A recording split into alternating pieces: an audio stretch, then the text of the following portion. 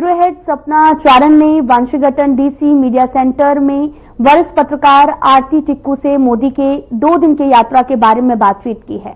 इस दौरान उन्होंने क्या कुछ कहा, आपको सुनाते हैं। अमेरिका में इस वक्त हम मौजूद हैं वॉशिंगटन डीसी में। यहाँ पर मीडिया सेंटर बनाया गया है भारतीय एम्बेसी के द्वारा, और अभी हम इस समय यहाँ पर मौजूद हैं। हमारे प्रधानमंत्री यहाँ पर पहुंच चुके हैं कल, और उनकी यहाँ पर 2 दिन की यात्रा है जिसके बारे में हम बातचीत करेंगे। हमारे साथ सीनियर जर्नलिस्ट आरती टिक्कू हैं जिनसे हम बातचीत करेंगे। सबसे पहले तो वेलकम ऑन आवर चैनल। धन्यवाद। तो 2 दिन की जो ये यात्रा है प्रधानमंत्री जी की, उसके बारे में मैं आपका एक व्यू जानना चाहूंगी। सबसे पहले तो उसके बारे में आप क्या बताना चाहेंगे बीइंग अ सीनियर जर्नलिस्ट? देखिए, ये बहुत ही महत्वपूर्ण विजिट है क्योंकि प्रेसिडेंट डोनाल्ड ट्रंप सिर्फ 24 दिन से ऑफिस में हैं, और 24 दिन में ये चौथे हेड ऑफ स्टेट है जो आए हैं और जिनको इनफैक्ट निमंत्रण दिया गया और वो आए हैं।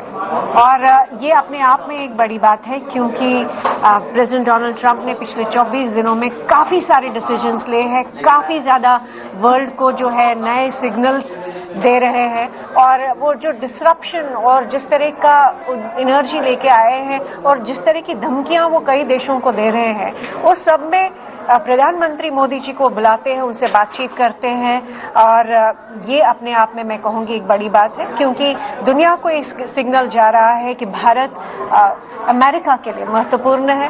प्राइम मिनिस्टर मोदी का जो एक संबंध जो है प्रेसिडेंट ट्रंप के साथ, इनफैक्ट बहुत ही अच्छा संबंध रहा है, कई वर्षों से रहा है, और वो अपने आप में एक सिग्नल है पूरी दुनिया को। इनफैक्ट एशिया में बड़े सारे देशों को, चीन को एक सिग्नल है। इनफैक्ट अगर आपको मालूम होगा कि मैक्सिको, कनाडा और चाइना के खिलाफ उन्होंने टैरिफ की बहुत जंग छेड़ी हुई है, और लगातार वो कुछ ना कुछ जो है बहुत मैं कहूंगी सख्त बयान उन्होंने दिए हैं कनाडा को लेकर, जस्टिन ट्रूडो जो बगल में है, मैक्सिको को लेकर। लेकिन प्रधानमंत्री मोदी जी को जिस तरह से सत्कार मिला है, कल वो तुलसी गबार्ड जो अमेरिका की पहली मैं कहूंगी Hindu director of national intelligence बनी है, और उनसे उनकी मुलाकात हुई कल, और आज वो काफी बाकी डिग्नेटरीज से मिल रहे हैं। विवेक रामास्वामी से मिले हैं, इलॉन मस्क जो सबसे बड़े बिलियनर है दुनिया के, और कई सारे और NSA जो अमेरिका के है उनसे मिले हैं। तो ये सब कुछ मिला के अगर आप देखें तो ये एक संदेश है पूरी दुनिया को कि इंडिया हमारा एक बहुत प्रमुख पार्टनर है। प्राइम मिनिस्टर मोदी के साथ हमारा एक बहुत अच्छा संबंध है, और उसी को बरकरार करने का एक संकेत दिया जा रहा है हमारे पड़ोसी देशों को भी, पाकिस्तान को, बांग्लादेश को और चीन को। और अगर आप देखें पूरी दुनिया में जहां पे वो काफी सारे लोगों को, यूरोपियन लीडर्स को भी वो धमकियां दे रहे हैं, लेकिन साथ ही साथ में अगर आप देखें प्रेसिडेंट पुतिन के साथ वो अच्छे से बात कर रहे हैं, और प्रेसिडेंट ज़ेलेंस्की और उनकी जो बातचीत हो रही है पीस के लिए वो भी चल रही है। गाजा और जो इजराइल का जो जंग चल रहा है उस पर भी बातचीत हो रही है, और इसमें इंडिया भी शामिल है इस सारे प्रोसेस में। तो मुझे लगता है कि एक पॉजिटिव संदेश जा रहा है। जैसे कि आप यहाँ पर कवर कर रही हैं, दिल्ली से स्पेशली आई हैं आप भी, हम लोग भी आए हैं दिल्ली से स्पेशली, और US का ये जो दौरा है इसको खास तौर पर बहुत बारीकी से आप देख रही हैं, और इसलिए आपने काफी अच्छे से इसके बारे में एक्सप्लेन भी किया। अगर बात करें ट्रंप की, तो ट्रंप के साथ मोदी जी के पहले ही पुराने रिलेशंस बहुत अच्छे रहे हैं। अब तो ट्रंप सेकंड टाइम प्रेसिडेंट बने हैं, तो और उसके बाद पहली मुलाकात यहाँ पर मोदी जी की उनसे हुई है, उन्होंने इनवाइट किया था तो प्रधानमंत्री जी यहाँ पर आए। अब आपको क्या लगता है, अगर स्पेसिफिकली बात किया जाए कि इनके रिलेशंस के बारे में, अमेरिका और इंडिया के रिलेशंस के बारे में, और आगे चलकर जो उनके आपस में रिलेशन बनेंगे, उसके अलावा क्या बेनिफिट्स होंगे हमारी इकोनॉमी को? देखिए, यूएस और इंडिया जो है इकोनॉमिकली अलाइज है और ट्रेड पार्टनर्स है। इंडिया का सबसे बड़ा ट्रेड पार्टनर अमेरिका है, मतलब कि इनफैक्ट सबसे ज़्यादा जो हम चीज़ें एक्सपोर्ट करते हैं वो हम अमेरिका को बेच रहे हैं। और प्रेसिडेंट डोनाल्ड ट्रंप का जो इशू है, जो एजेंडा मैनिफेस्टो जिस पे वो जीत कर आया है, वो ये है कि मेक अमेरिका ग्रेट अगेन। उसका मतलब ये कि अमेरिका के जो ट्रेड इम्बैलेंसेस है या ट्रेड डेफिसिट है किसी भी मुल्क के साथ, सिर्फ हिंदुस्तान के साथ नहीं, जितने भी इश्यूज ट्रेड को लेकर है वो उन पे जाके वो सारे ट्रेड इश्यूज को रिव्यू कर रहे हैं, रीनेगोशिएट करना चाहते हैं, टर्म्स वो अच्छी चाहते हैं। और उनको लगता है कि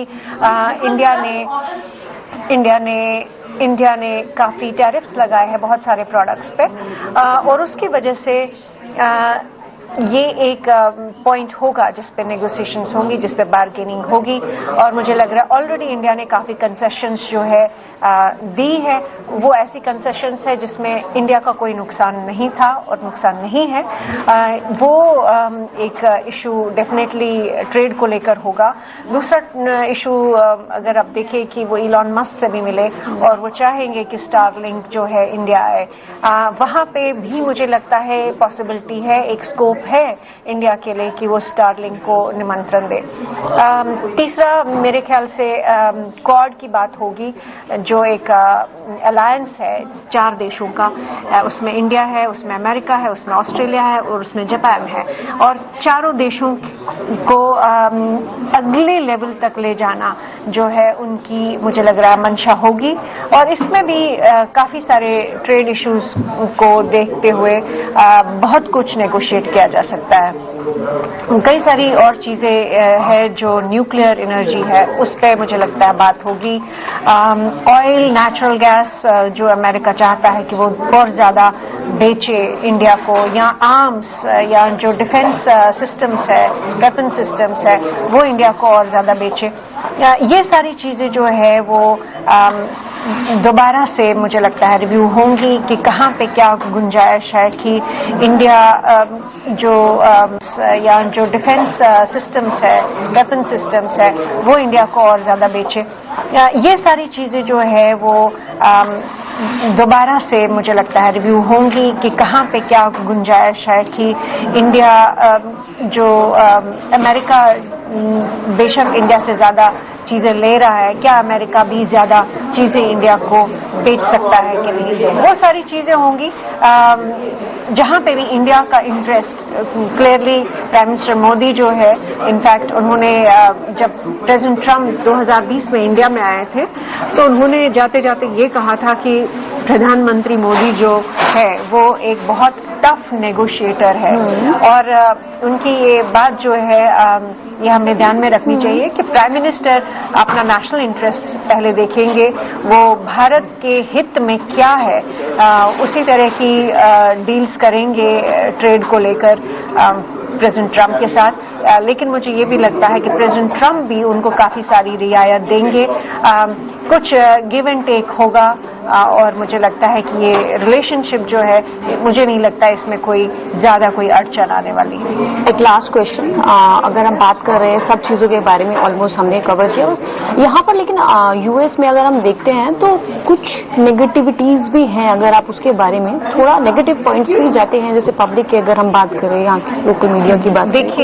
देखिए अमेरिका जो आपको समझना पड़ेगा कि प्रेसिडेंट ट्रंप जो आए हैं वो क्यों इतने बड़े मैंडेट से आए, और जो एक मागा मूवमेंट चला, मेक अमेरिका ग्रेट अगेन, वो क्यों चला।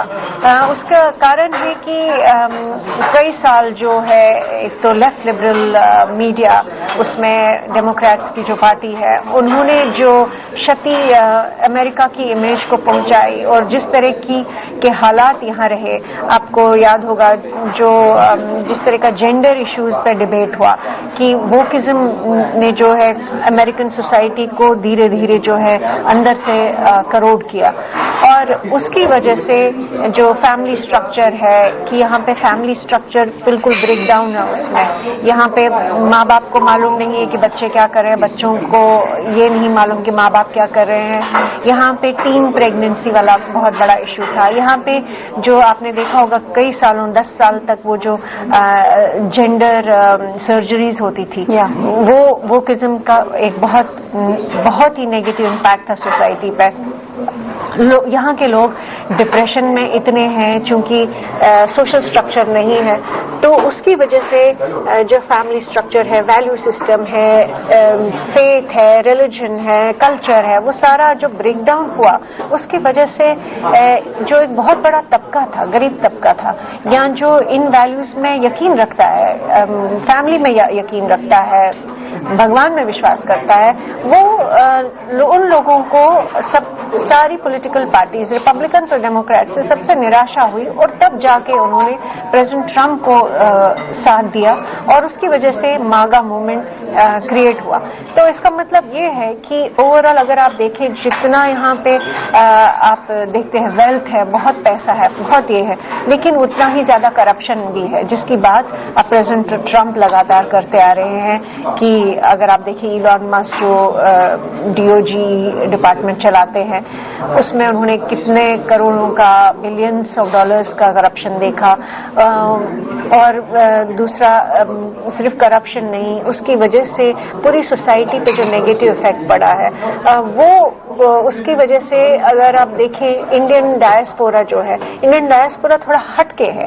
इनफैक्ट विवेक रामास्वामी ने एक बहुत बड़ी बात कही थी कि यहाँ अमेरिका में मीडियोक्रिटी जो है वो सपोर्ट की जा रही है, ना कि मेहनत करना नहीं सिखाया जा रहा है बच्चों को। बच्चे मेहनत नहीं करना सीखते, वो साइंस सब्जेक्ट्स नहीं पढ़ते, वो ये विवेक रामास्वामी ने कही थी। तो ये उसमें बेशक काफी क्रिटिसिज्म हुआ, लेकिन ये बात सच है कि ओवरऑल अमेरिका में पैसा होगा, लेकिन पैसे की वजह से करप्शन बहुत ज्यादा, और करप्शन की वजह से जो समाज है वो खोखला हुआ, और जब समाज खोखला होता है तो फिर डिसरप्शन आता है, कोई ऐसा लीडर आता है जो वो सारी चीजों को नकारता है। इसलिए प्रेसिडेंट ट्रंप जो पिछले 20-22 दिनों में उन्होंने डिसीजंस लिए, उन्होंने जैसे कि आपको याद होगा कि ये ट्रांसजेंडर जो है या मेन जो है वो लड़कियों के स्पोर्ट्स में जाते थे। अब प्रेसिडेंट ट्रंप ने वो बंद कर दिया कि नहीं, 2 ही जेंडर्स है, मेन और वुमेन। ये एक नई चीज हुई। दूसरी बात अगर आप देखें कि तुलसी गबार्ड ने बिल्कुल सीना तान के बोला कि वो एक तो हिंदू है और दूसरी वो जो हिंदुओं के साथ हो रहा है बांग्लादेश में, आपको मालूम होगा जब यूनिस सरकार आई तब से और शेख हसीना को हटाया गया, तो उसमें हिंदू जो बांग्लादेश में रह रहे थे उनके साथ काफी ज्यादतियां हो रही हैं, और उसके बारे में खुल के तुलसी गबार्ड ने स्टैंड लिया है। तो ये दिखा रहा है कि ये समाज जो है जितना भी इनका सोशल लेवल पे, इकोनॉमिक लेवल पे, पॉलिटिकल लेवल पे जो करप्शन हुआ है काफी अरसे से, उसके बारे में अब ये सोचने लगे हैं। Thank you so much for talking to us. आपने बहुत ही अच्छे से एक्सप्लेन किया और सारे पॉइंट्स को आपने बहुत अच्छे से एलोबरेट करके बताया हमारे व्यूअर्स को। तो ये थी हमारे साथ आरती जी, जिन्होंने हमें एक्सप्लेन किया और बताया बहुत अच्छे से 2 दिवसीय इस दौरे के बारे में मोदी जी के, और इसके अलावा यूएस के बारे में भी उन्होंने हमें काफी अच्छी जानकारी दी। वीडियो जर्नलिस्ट शौर्य विक्रम के साथ सपना चारण।